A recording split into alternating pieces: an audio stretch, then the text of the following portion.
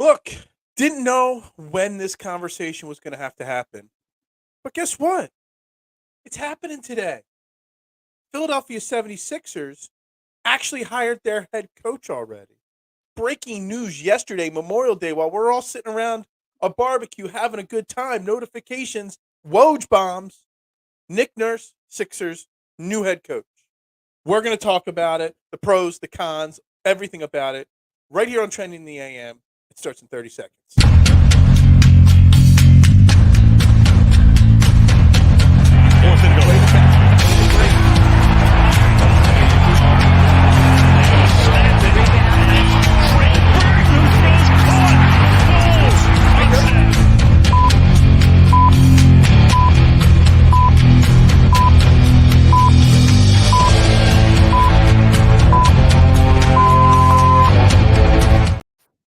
And a very good morning, everybody, and welcome to Trending in the AM, right here on Philadelphia Sports Network. We're live, Facebook, YouTube, Twitter. You know the drill, like, share, retweet, follow, subscribe, turn notifications on, share. Shout it from the rooftops, Trending in the AM, the number one morning show in Philadelphia. And it's the only show where your opinions actually matter. And we need your opinions today. Today is a big day for the morning show because this was the show that I've been sort of planning, but had no idea when we were going to have this show. The show where we talk about the new head coach of the Philadelphia 76ers, Nick Nurse, who was hired yesterday by Daryl Morey and company. Do we like it or not? We are going to find out. Nick Nurse is a great hire, best guy on the market, will give meaningful minutes to Reed and Springer, untap Maxi's potential, and will positively challenge Joel Embiid. Lots to unpack from Mark's first comment right out of the gate. And before we even unpack some of it, his first line, Nick Nurse is a great hire. Like, I'm blown away. I won't lie to you. News breaks yesterday. I get excited about it a little bit because he was my top choice, my top candidate. And I start surfing around social media and Twitter, and I put out a couple posts. I start responding to people. The negative reaction to how smart and good of a hire Nick Nurse is, it's insane. Like, I don't know who the people wanted, but all of a sudden, me putting out a tweet saying Nick Nurse is a better coach than Doc Rivers at this point, or I put out a post, Nick Nurse is an upgrade over Doc Rivers.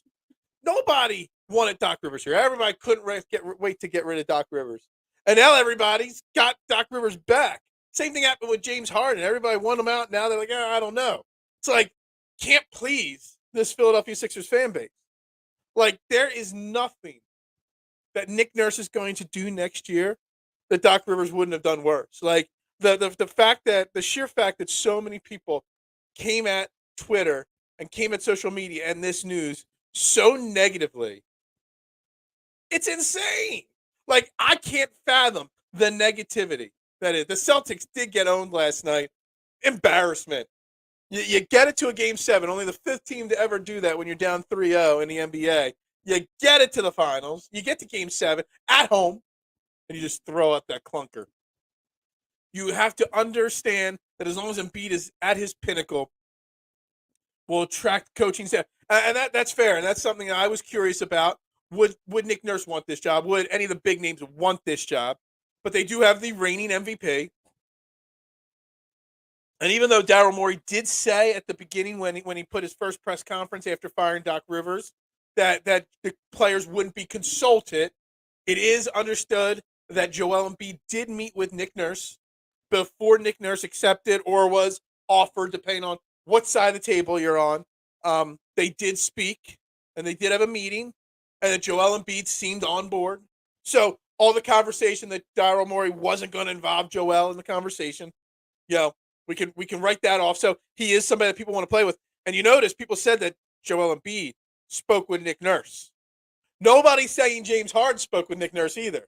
So there's something there too that's really interesting. I'm floored Nurse pulled out of the Bucks job to take the Sixers job, though. They lost Russ. Yeah, I mean, I'm surprised too. I'm surprised that, I tried ranking last week the coach openings, and I would have put Milwaukee with Giannis Antetokounmpo and Chris Middleton, Drew Holiday as the most attractive job. I would add the Sixers third on that list of attractive job spots, not just because of the players, but also the cap situation. And what I got the Sixers cap, for next year up, and it's just train wreck, what the Sixers have. But it is still an opportunity to play with Joel Embiid or coach Joel Embiid. And anybody that thinks Nick Nurse is going to get less out of the Sixers than what Doc Rivers did, you don't understand how bad Doc Rivers really was. Remember, nurses do all the work, and doctors often just take the credit. That's not funny. That's stupid. Sorry. That's an old dad. That's like a grandpa joke right there. We moved on from a doctor to a nurse. Come on, let's be funnier than that, people. Look, there's a lot of negative and a lot of positive things circulating about this new hire. And let's not beat around the bush. Nick Nurse is going to have his work cut out, especially next year. Whether they go all in and get James Harden or bring James Harden back, whether they go out and get another star. I see people circulating the rumor of Maxey and Harris for Bradley Beal. Please, that's just as bad as James Harden. Like, just don't do that. But Nick Nurse has his work cut out because this team is cap strapped, financially strapped, roster spots open, but no money to sign any real talent. And so it's going to be a struggle next year to put together a similarly competitive roster as they have this year. Daryl Morey's going to have to do his work, but bringing up the Milwaukee job, and him pulling out, maybe he pulled out also so that his assistant could get that job. Maybe I don't know. Maybe the connection between Daryl Morey and Nick Nurse, because Nick Nurse coached the G League team of Houston when Daryl Morey was there. Plus, maybe Daryl Morey, like I said, I said it all along that Daryl Morey has to sell to the top candidates this job just as much as the candidates. Nick Nurse had to sell himself. I could do a better job than Doc, and this is why. But Nick Nurse also knows Milwaukee and Phoenix wanted him too. And if he didn't want to take those jobs, he can wait till next year when Boston or somebody else is open. Whatever it may be, the Lakers, whoever might have an opening. So, the Sixers Daryl Morey had to sell Nick Nurse on this job. And there's something. I mean, something was said. We got Joel Embiid on board. We're not trading. Nick Nurse doesn't come here if there's even an inkling of trading Joel Embiid. He's not coming here. So, whatever the plan is with James Harden, or the plan B if you lose and getting creative, as Daryl Morey spoke about at his press conference, it's important to listen and listen to all those details and think about it. Because it means Daryl Morey does have a plan. Because Nick Nurse isn't going to come here without Joel Embiid. Nick Nurse isn't going to come here without a playoff caliber roster. And let's think about it. Right now, if there's wrong tab. There it is. If every player, Harden, Montrezl Harrell, and Daniel House Jr. all have player options. So if they all opt out, just say, which they probably do. No, James Harden has. Daniel House, maybe not. Montrez opts out. Currently, the Sixers only have Joel Embiid, Tobias Harris, PJ Tucker, DeAnthony Melton, Furkan Korkmaz, Tyrese Maxey, and Jaden Springer. They're the only guys under official contracts for next year. Like, there are some guys, some restricted free agents like McDaniels or Paul Reed that they can bring back. But technically speaking, there's very little cap space, and there's very few players on this team right now. So Daryl Morey obviously has to have a plan already, and he's probably already working on laying the groundwork for that. And he sold Nick Nurse. Nick Nurse chose this place over Phoenix, where you could coach Kevin Durant, over Milwaukee, where you could have coached Giannis. He actually withdrew his name from that job. Like, I really think that Daryl Morey has something up his sleeve to convince Nick Nurse that this is the job. And what's Nick Nurse going to do here in Philly? What is Nick Nurse work? First and foremost, backtrack. I want to get to the negative people that were against the Nick Nurse hire. Because Nick Nurse only won an NBA title. I was told by about a dozen people on Twitter last night. Nick Nurse only won an NBA title because he had Kawhi Leonard. Well, no shit. No shit, he won a title because he had Kawhi Leonard. You know, Eric Spoelstra had LeBron James. Whoever was the coach, the Cavaliers had LeBron James. The Lakers had LeBron James. Frank Vogel only won a title because he had LeBron James. You know, the Nuggets could win a title only because they have Jokic.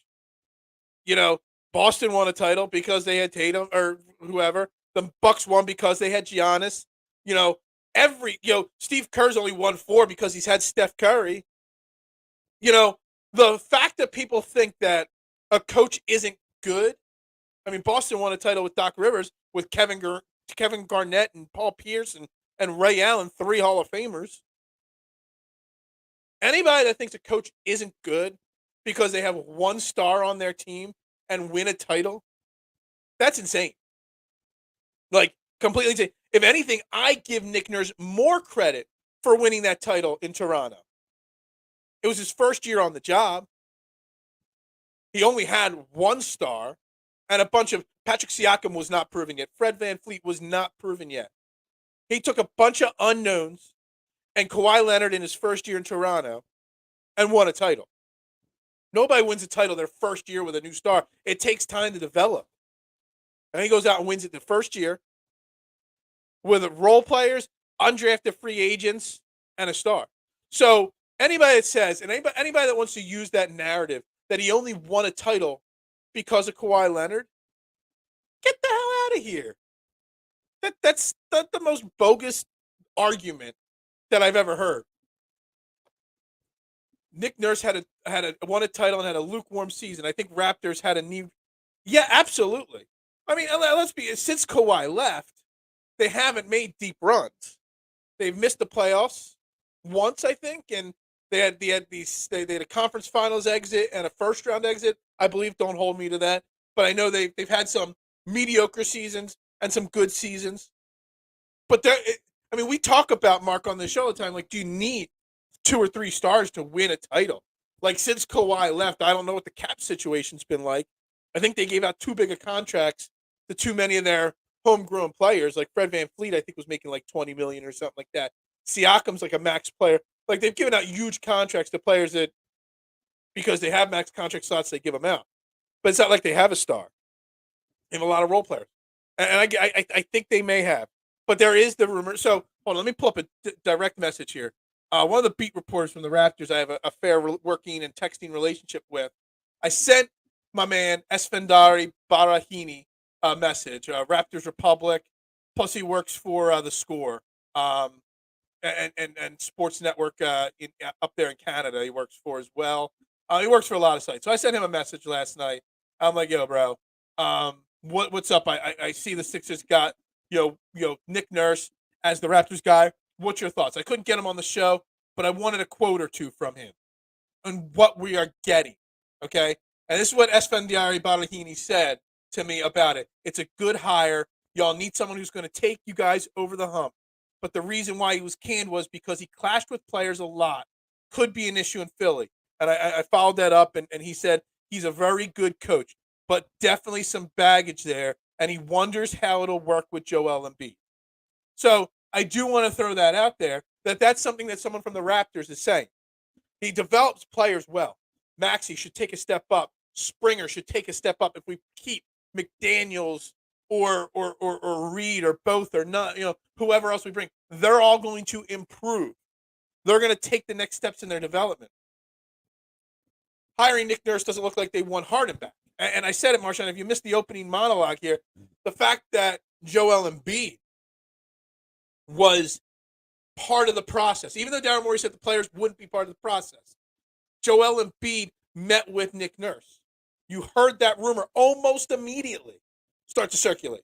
Now, I don't know if it was on a phone call or if he went into the office for the interview. I don't know. But you don't hear James Harden's name being mentioned in this circle. So that is something right there that it proves that James Harden might be 1.5 feet out the door. And it proves that Joel Embiid isn't going anywhere anytime soon. Nurse and Joel complaining about fouls is going to be amazing. Yeah. Well, look, Nick Nurse doesn't beat around the bush. He's a much more in-your-face coach than Doc Rivers. Doc Rivers pounces the sideline with his slouch, but you never really hear it's a totally different voice on how he complains, Nick Nurse, to the refs, how he complains through the media, how he's open, how he doesn't mind calling out his players. Now, again, based off of what my contact says from Toronto, Barahini, that he does rub players the wrong way. And this Nick Nurse hiring, and if we've got a commitment on the plan from Nick Nurse, Daryl Morey with Joel Embiid, it's we talk about Joel Embiid's championship window being a certain size. Well, Nick Nurse is going to make some bold changes on offense and defense, on the way Joel Embiid plays, on how these young players play. But if it doesn't result in a championship, it's going to be a very small window where Nick Nurse is even here.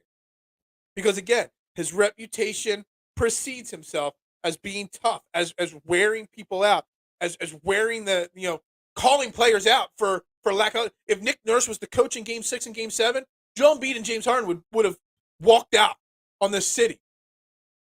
So that is something there to think about. What is up, my man, Eric? Good morning, fam. How you doing? Roster construction is the next step.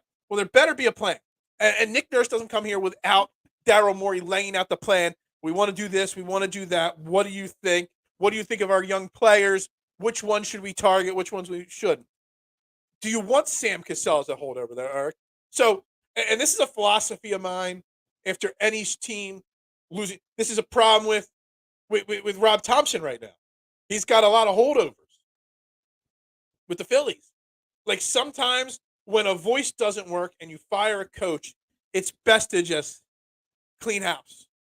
Bring in all new voices. Let Nick Nurse bring in his guys that understand his teams. Sam Cassell is a very good coaching candidate. I get that. But the fact that he's being passed over again says something, in my opinion. It says maybe he's not ready to be a head coach. Maybe something the Sixers see in him that they just don't like. For Sam Cassell's career, but also for the betterment of the Sixers, I think new voices need to be brought in. And for Sam Cassell's purposes, Sam Cassell should probably, it's kind of like the Deuce Staley. He couldn't get over the hump of running back / assistant head coach here. He couldn't get the OC job. So it was best for him to move on, even though to a lateral job as another running back coach in Detroit, that lateral move gets him out of the Philly circle and gives him another set of coaches to work with and whatnot. Probably best for Sam Cassell to move on at this point. Dave Yoger, I would consider great defensive mind coach. Nick Nurse is not as defensive focused as offensively. His schemes, maybe you keep Dave Yoger, but for the most part, I have no problem if the Sixers just clean house and let Nick Nurse pick all his own bench guys and let it be completely different. Rosters on Brandon Morey with Nurse input. Absolutely it is. But what I'm saying is that Nick Nurse probably was told, here's our plans. This is plan A. This is plan B. This is plan C. We want to target these guys. We want to try to bring these guys back. Tobias Harris, we're going to keep him or we're going to flip him. Who knows? That had to be in the conversation because Nick Nurse isn't coming here with, well, maybe you have Joel, maybe you have James, maybe you don't. Who knows? He's not just going to come here because he loves Philly cheesesteaks, which it's not. It's a cheesesteak. So somebody run that poll. Is it a Philly cheesesteak or is it a cheesesteak? It's just a cheesesteak. There's no need to say Philly cheesesteak. If you're saying Philly cheesesteak, you don't know what a cheesesteak is. But yeah, this window with Nick Nurse and Joel Embiid at the helm, it's not a long-term window if a title isn't won. But it's going to be entertaining. How I say this is the right way, because I love it. I think it's a great improvement. It's a great hire. But this is going to be a very entertaining 2 years with Nick Nurse and Joel Embiid's personalities. They're very bold. They're very loud. Nick Nurse calls him out for a lazy, losing effort, like a scheduled loss type effort one night, and he calls him out to the media because the media is going to have field day with Nick Nurse because Nick Nurse doesn't give the beat around the bush Doc Rivers type answers. And he doesn't give them stern, like, I'm too good to get that question asked. Nick Nurse answers the questions honestly. And if he says something, calls out Joel Embiid's effort, and then Joel Embiid goes to the podium 5 minutes later, and the media says, yo, Nick Nurse just said this about you, it's going to be entertaining. But this is the type of move you make when you think you still have a chance to win a title or at least get to the NBA Finals. And you look at last night, Boston, very beatable, got blown out in Game 7. Miami, I don't know how they win. I don't. Miami is not a good team. They're just not. They just got Jimmy Butler leading the way. Exactly. Nick Nurse is not going to accept this. And that could work. But it's also going to be very difficult. Now, you get James Harden out of here. Maybe you move on from Tobias Harris. And you build around Maxey and Embiid. Maybe he can change that scheduled loss, losing mentality culture. But also, no offense, Doc Rivers has been here for 3 years. He's coddled these guys to believe that that's okay. Nick Nurse is going to have to be forceful and ferocious in changing that culture and mentality. Like sometimes when you become a loser, it's hard to break that cycle. So that's going to be a huge challenge for Nick Nurse, breaking the cycle that it's okay to lose. And I see everybody talking about Joel Embiid and being worn out by the playoffs because Nick Nurse, I mean, I was looking at it today, so I was just wanting to double check. I pulled out like 4 random box scores, and 2 wins, 2 losses, and just saw. And every single time, they basically run a tight rotation. It is true. He will play a lot of his guys big minutes. Most of his guys average, his top guys. He had 4 guys, 4 starters. Van Fleet, obviously Siakam, a couple others, I forget who others, all averaging between 35 and 37 minutes a game. So he plays his top guys big minutes. I saw 2 games I clicked on where 4 of their starters, and it wasn't like it was like a game to get to the playoffs. It was just a game, and 4 starters played 40 minutes. Or 3 of the 5 starters played 40 minutes in 2 different games. Joel Embiid averaged only 34.5 minutes last year. James Harden, 36. Now, I'm assuming James Harden's not going to be here, but Joel Embiid can't be playing 36, 38, 39 minutes every game in the regular season. That's just not going to work. So Nick Nurse is going to have to adjust as a coach too. Like he's really going to have to adjust his style to make sure that he protects Joel Embiid. And that's where Paul Reed and Nick Nurse just in general not being afraid to play young guys in the regular season comes into play. Like Paul Reed or whoever the backup center will be will get minutes. Like he's going to have to learn that. And if we don't go all in with James Harden or Bradley Beal or whatnot, like, you know, is it the pause year? Like, are they just going to protect Joel? So we'll have to find out. Do you play Joel Embiid more 38-minute games and then just give Joel Embiid more days off in between? I don't know. That's going to be an interesting thing right there. I absolutely agree with you on this. 30 to 33 minutes a game. And if Paul Reed takes the next step like we hope, what's the harm of him playing 15 to 18 minutes a game? Quite frankly, Mark, I'm not worried about the 30 to 33 minutes as much as I don't want to play more than 60 games. And I know that's not what the fans want to hear, that you want your stars out there and all that kind of stuff. I'm okay with Joel Embiid having that, scheduled maintenance throughout the season. Because we all see that we almost win in the playoffs with Joel Embiid at 80%, 75%. Could you imagine if we got 93% Joel Embiid in the playoffs? 93% Joel Embiid in the playoffs, we win an NBA title. We haven't had that yet.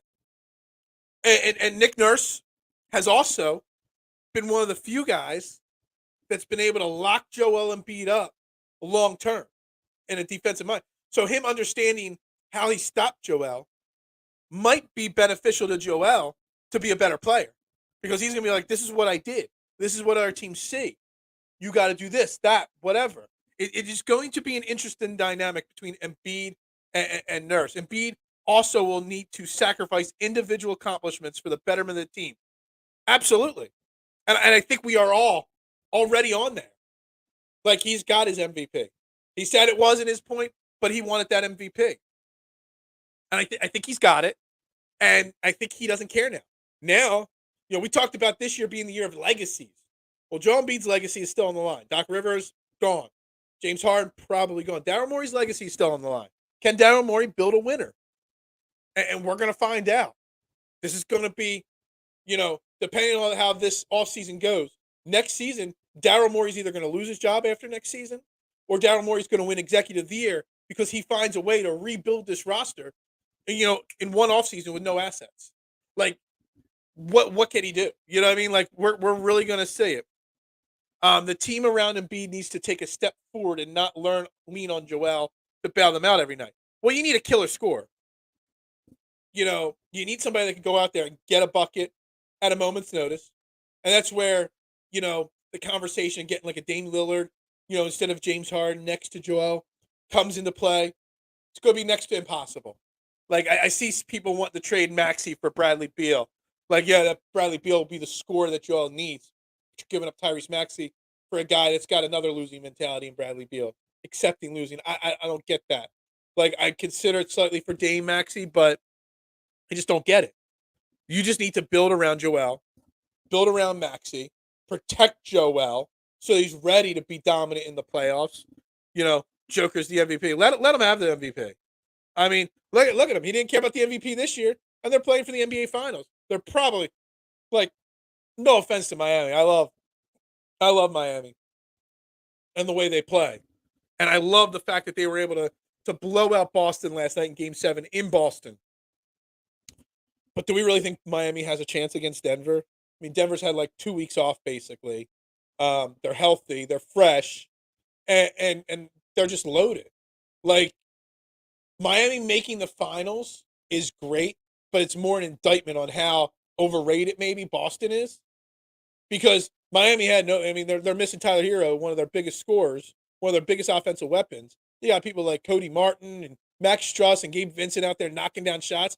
Like, Joker got his MVPs. Now he's focused on the title. Now Joel needs to be the same way. He needs to see how Joker took care of himself and got there. Now, I don't think he's been designated yet. But I laughed when he was signed. We'll get back into Covey tomorrow. We'll talk more Phillies tomorrow.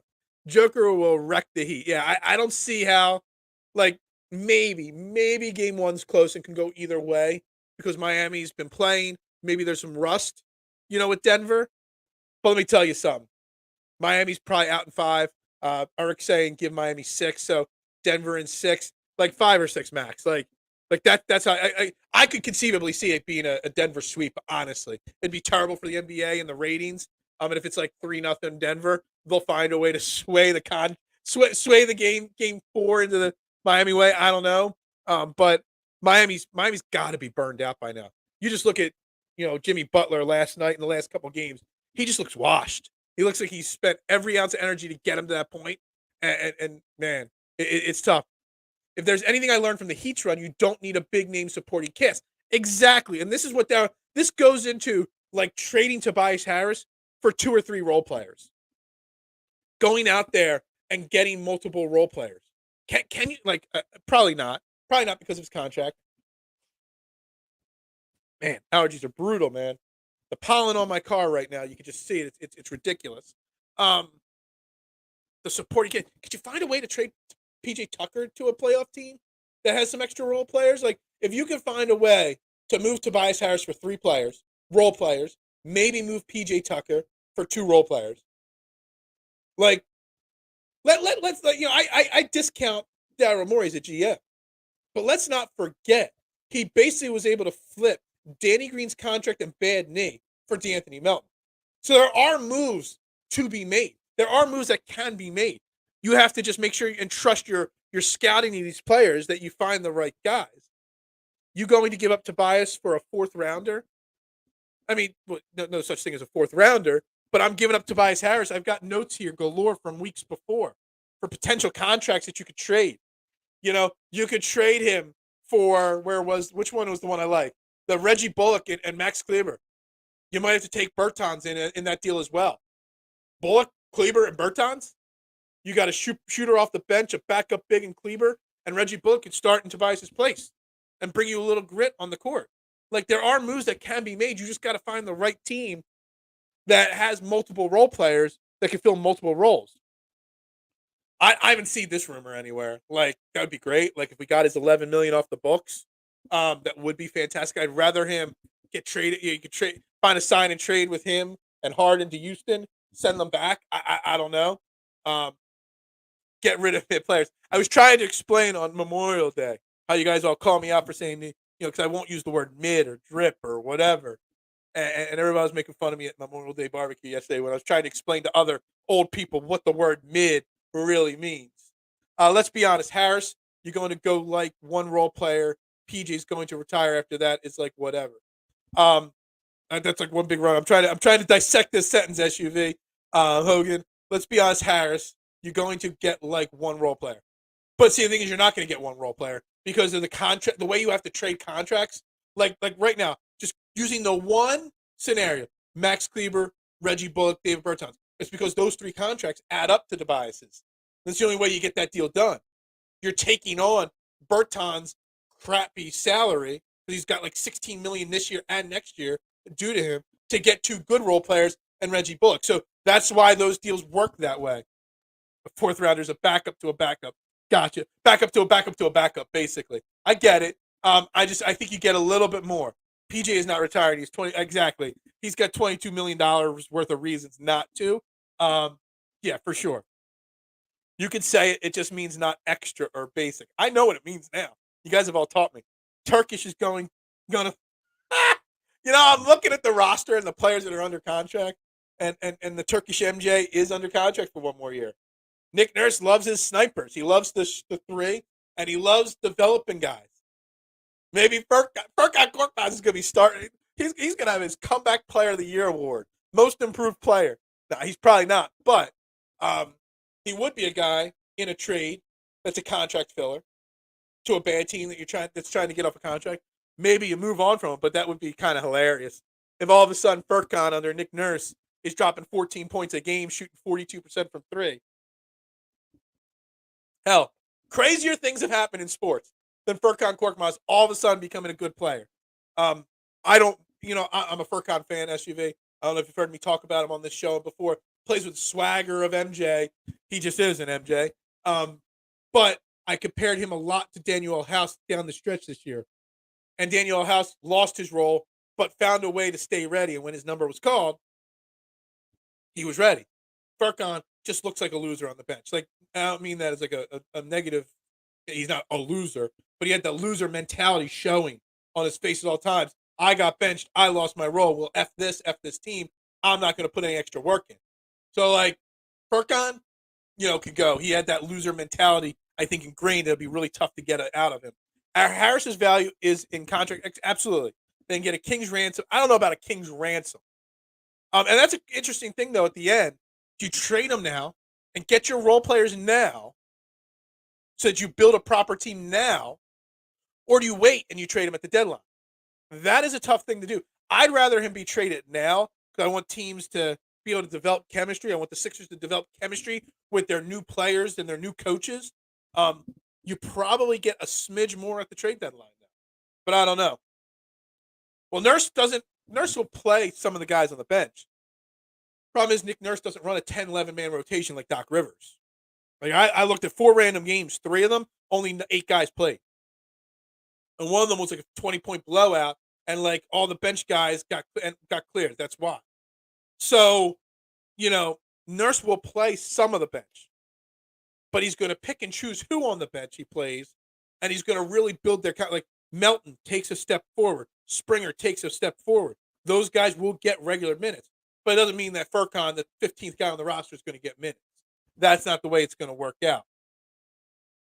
I'm telling you, the Turkish is going to play. I'm telling you, Mark. Hey, I would love to see you right on it, man. I would love you come back into the comment section saying in February, I'd be like, yo, look at the Furkan Korkmaz, the Turkish MJ. Look what he's doing, man. Dude, you do that, I would be super happy for you. And if he plays well, that's great. We need somebody. He's $5 million. He's cheap. He's got some ball skills. Just don't play him at point guard like Doc Rivers did 2 years ago. Try using them in a sentence. Baker Mayfield, not good. He's basic. Yeah, exactly. He's mid. Because I'm telling you, you act like Turkish can't shoot, and when he got here, I've never said he can't shoot. The dude does a lot of things decently. And he plays with a confidence and swagger that you can't teach. His defense sucks. He struggles at going to the rim. But if you can find a way to just make him J.J. Redick or Seth Curry, I saw a lot of rumors about bringing Seth Curry back this offseason. if he could play a certain, like the David Bertans role. We're talking about bringing him in as part of that contract with, Dallas, a guy that just sits on the three-point line. If he could play like George Niang and just sit there and make threes, but put some effort on defense, he could be a role player. Problem is he going to be a role player here or something? Like, he might be better off and better suited in a city where there's not title aspiration, where he could just play loose and free. I can't believe we're spending this much time on Furkan Korkmaz today. Hilarious. He was just pissed off the coach wasn't playing him. Absolutely agree. But see, the thing is, Daniel House got benched for the same reason. But instead of being pissed, he kept working, putting work in on the side. And when that random moment was that his number was called, Daniel House, he balled out. And he earned his right back into the rotation by putting the effort off to the side. You don't see Furkan doing anything on the bench, emotionally invested with this team. The Turkish Tatum. Yeah, he's not the Turkish MJ, he's the Turkish Tatum. The best player. I humbly say I'm the best player. That's basically what Furkan does. But Tatum, at least, it's hilarious. I think it's important to see what we have on bench and utilize those who were underutilized. Well, Furkan was underutilized. And as of this moment, he's one of our bench players. Doc had no patience for young players in the bench. And I absolutely agree. And that's why we've had this problem with Paul Reed. All the people that say we wish we didn't get rid of Isaiah Joe or Charles Bassey, those guys are going to love Nick Nurse. Springer is going to get his chance this year. Not just because of the roster and the cap situation, but because Nick Nurse is going to put time into developing Springer. Yeah, you might see one of those other blue coats, whether it's Mac McClung or that other dude, King, I think his name is. Whatever. You might see one of those two-way players earn a roster spot because Nick Nurse is going to give them a chance. Letting guys like Joe, Bassey, and Thibault go really hurt this team. Well, I don't know if they hurt this team. You're trying to win a title. You don't have time to develop every young player. Now, if you would have kept one of them, like losing Matisse, at least Matisse was putting in the effort on defense on the court at all times. Like that one, Thibault is in a different category to me than Joe and Bassey. The Thibault trade happened. It is what it is. You tried to bring in somebody a little longer and lankier. Thibault was just never going to get, the confidence of Doc Rivers. That one is the one that hurts. Joe and Bassey, look, first off, Bassey did not do really that much with San Antonio this year. And in fact, I think he got hurt and he played very little towards the end of the year. Isaiah Joe, he had some big games with OKC, but he also had a bunch of games where he came up small and shot terribly. So I don't, whatever with that. But yeah, we will see more focus and emphasis like Paul Reed if he comes back. See, that's the thing. Paul Reed and McDaniels, they're in that restricted free agent. Like, we can offer them a sheet, offer them a contract and match anybody else's contract. I get that. But, some of those guys are going to get offered, especially Paul Reed. Paul Reed's going to be the one that hurts the most possibly. Because can Daryl Morey pay him a contract? Like, there's going to be a team out there that offers him a 3-year, $25 million contract. Let's see if this guy is any good. He could be our center kind of guy. And that's where I think we lose him. McDaniels, I think we retain. But Paul Reed, I think we have a chance at losing him this offseason. But Daniel House is a veteran. There's an age difference. Furkan's probably older than we think he is. Hold on. I can pull this up really easily here. Furkan Korkmaz. I'm on his player profile. He's going to be 26 years old. 26 years old. Been in the year long enough. He's not as young. He's not a young, spry chicken like we think. Daniel House is older and more vet. But Furkan's been in the league for 5-6 years now. One of the funniest comments I read after the hire was he went from dude, you're like Mark, Eric. Or you like, you are older like me too, and Mark. So you got the old dad joke kind of thing going with that. It's so cheesy. I can't even laugh. It's so cheesy. Reed and Embiid need to be on the floor at the same time. That's interesting. I don't know if that's going to be the case under Nick Nurse. I think Nick Nurse is going to try to keep Joel down under the rim and not float around. If you have Reed and Embiid, Embiid's going to have to stretch the floor a little bit more. You don't want that. So I don't know about that. King can shoot. He's just a little stiff. Yeah, I don't know if people like King and Mac McClung, I don't know if they can really shoot at an NBA level. Like, it's one thing to dominate in the G League It's another thing to dominate in the NBA or to make buckets in the NBA. But if he's on the roster, we do know Nick Nurse will give him a shot. And that Nick Nurse will find his flaws and try to work on ways to improve them.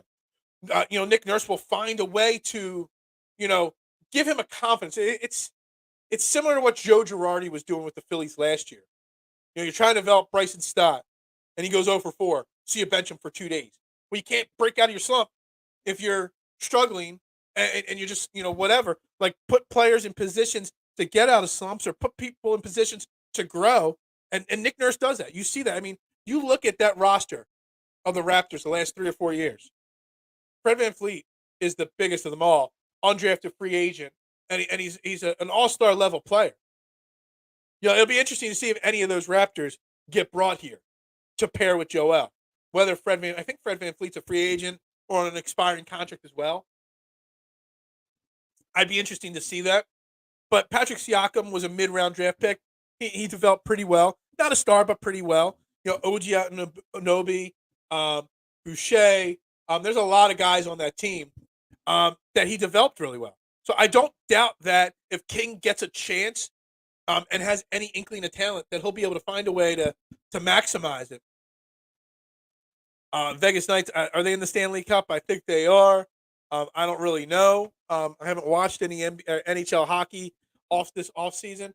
Did spend some time at the pizza shop talking about the Flyers with some customers the other day, which I was really surprised people wanted to talk Flyers.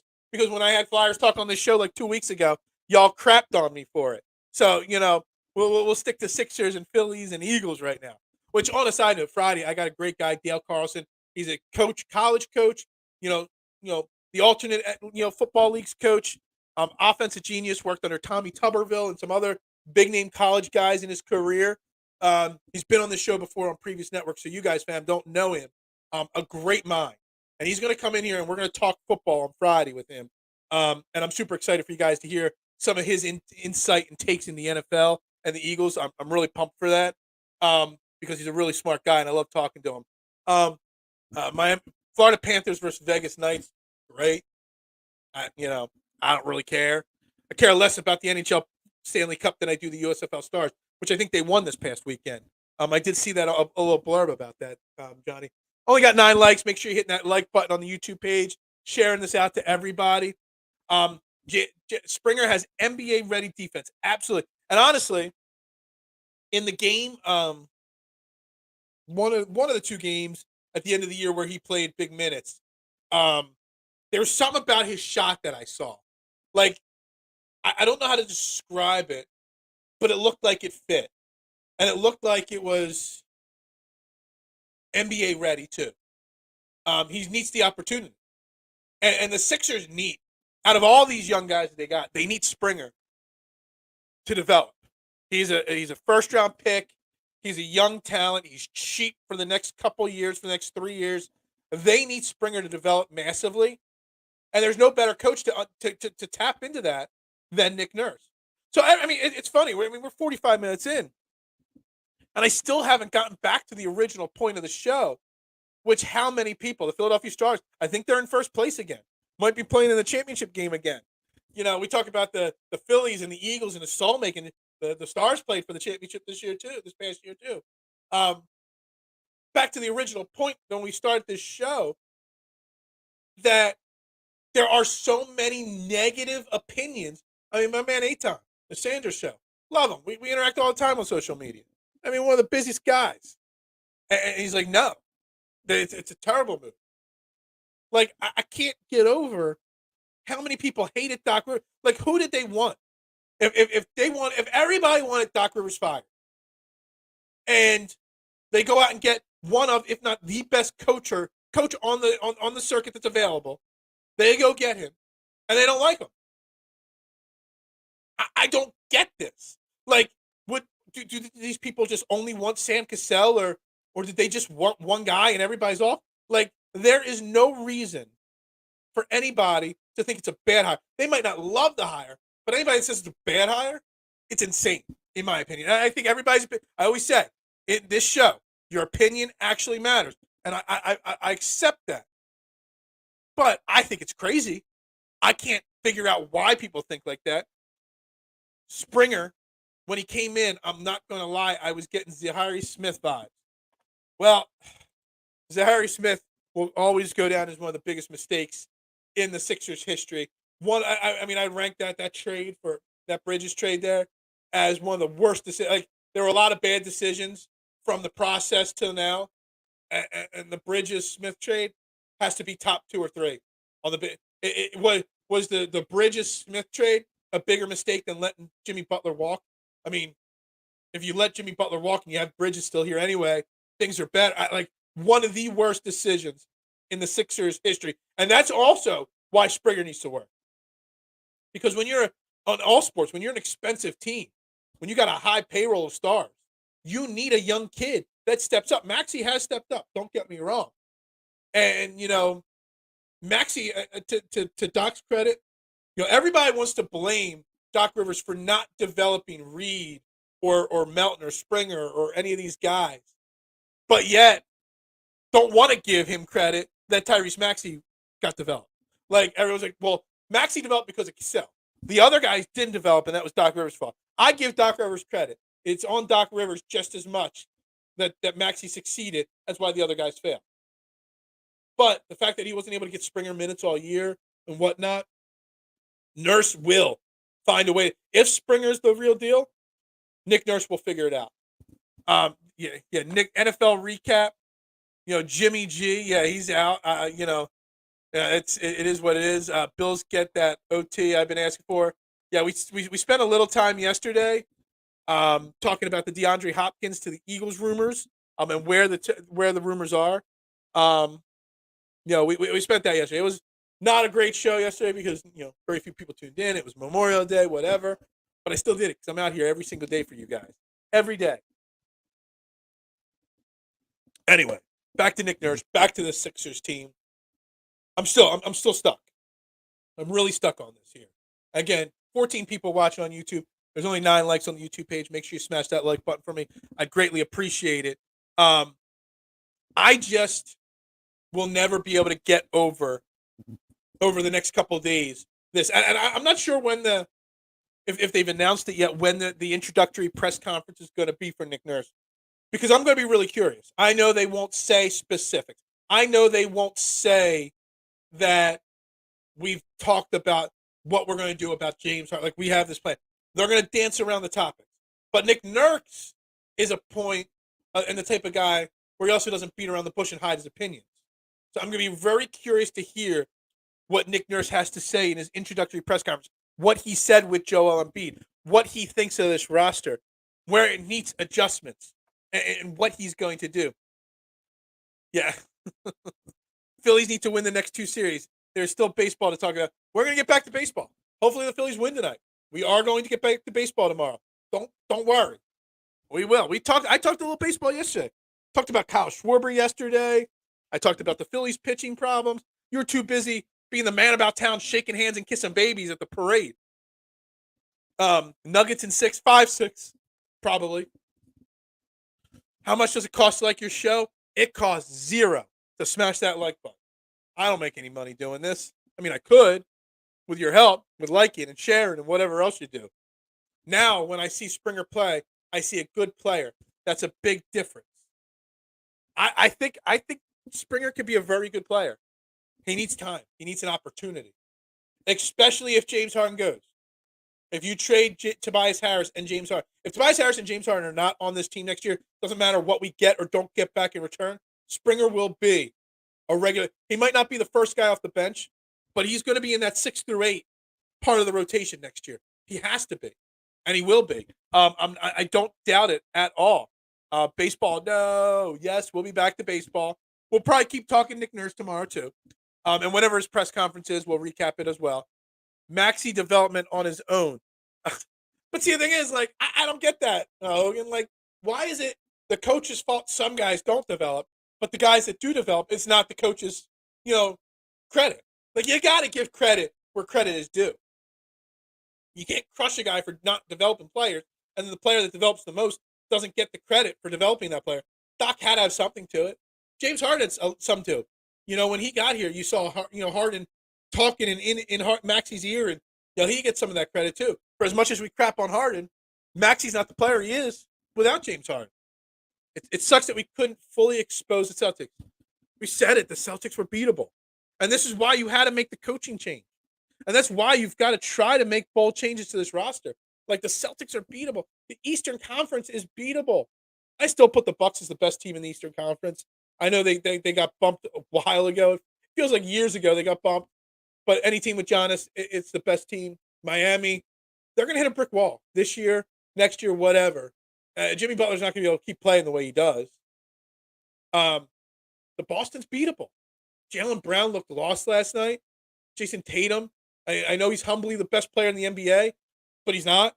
Like, there's some flaws on that Boston team. There really are.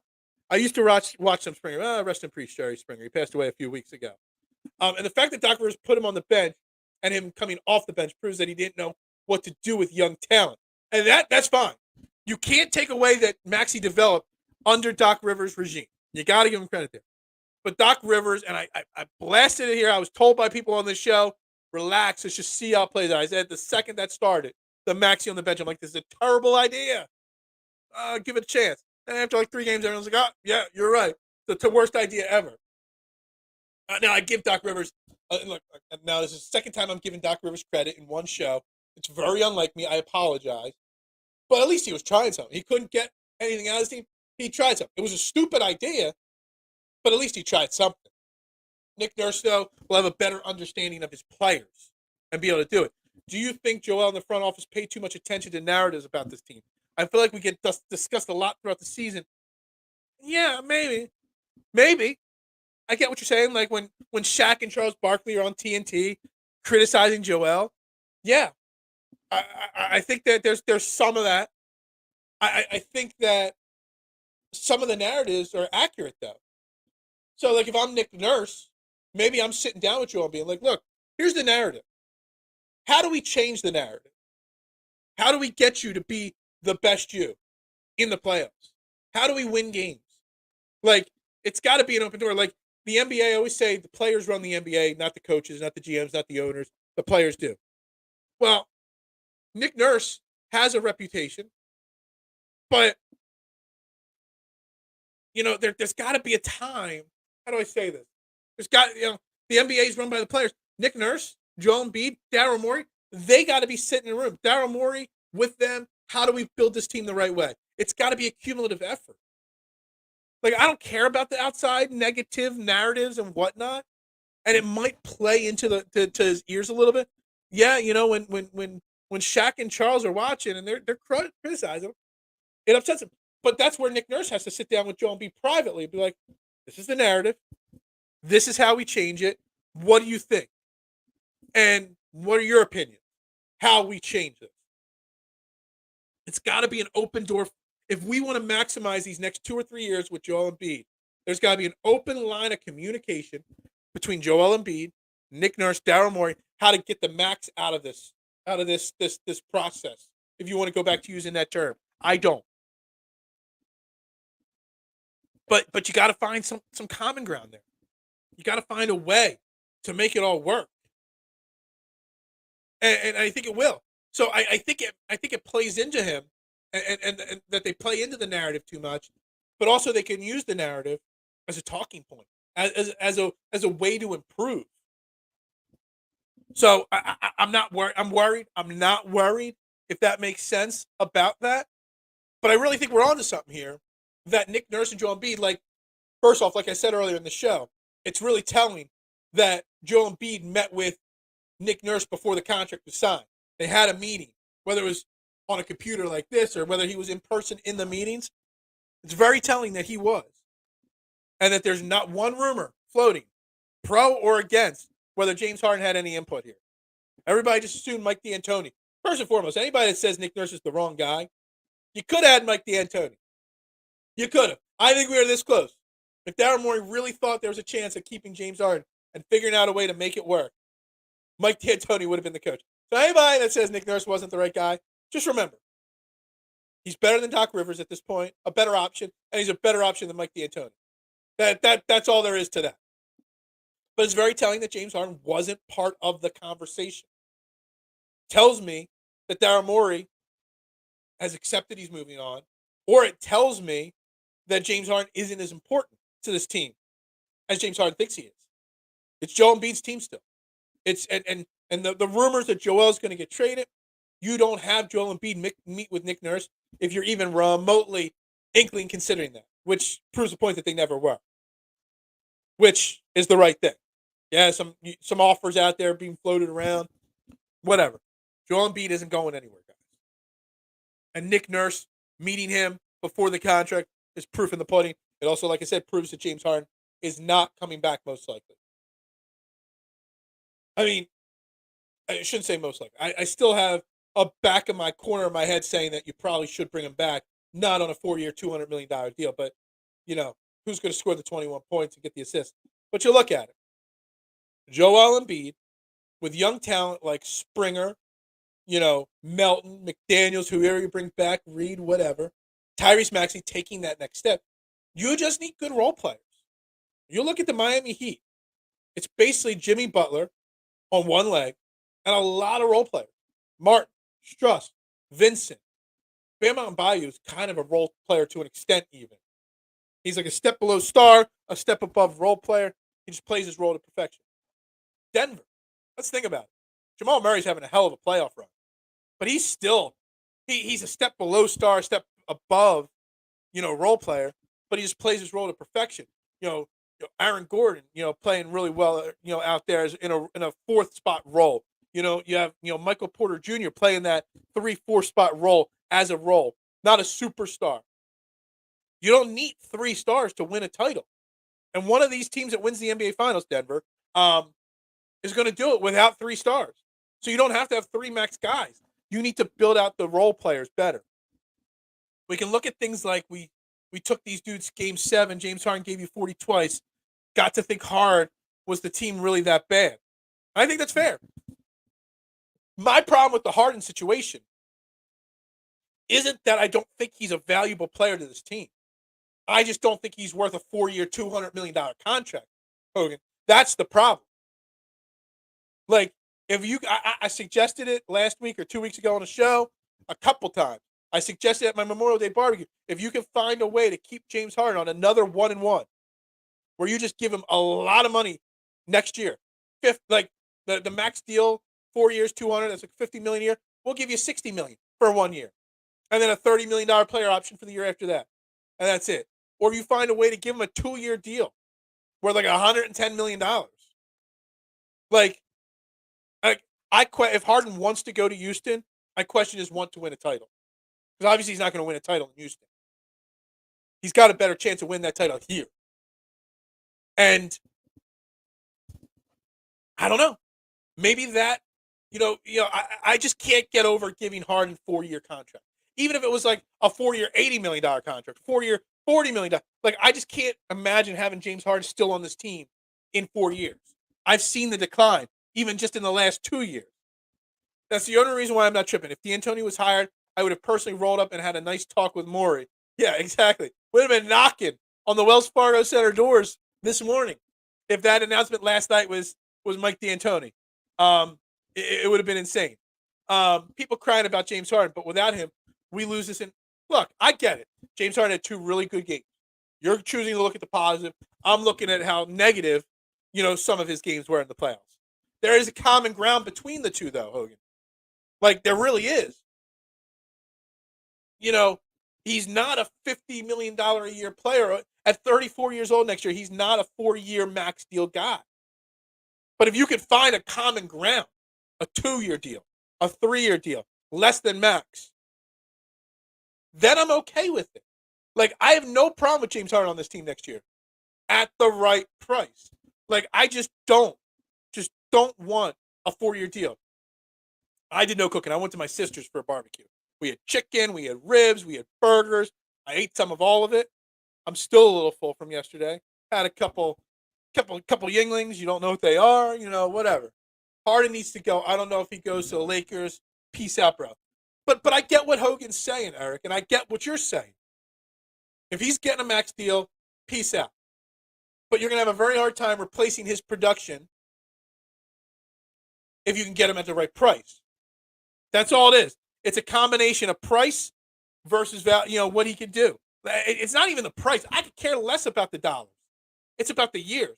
I don't want to know that whatever Harden's contract is when he's 38 is stuck on my books. That's all it is.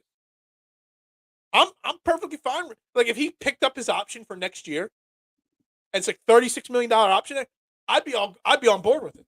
I just don't want a 4-year Harden commitment. That's all. Nick Nurse is the guy we need. He's a young talent developer. We need our young talent to develop. That's how we win now. Absolutely agree with you. And this is why I love the move.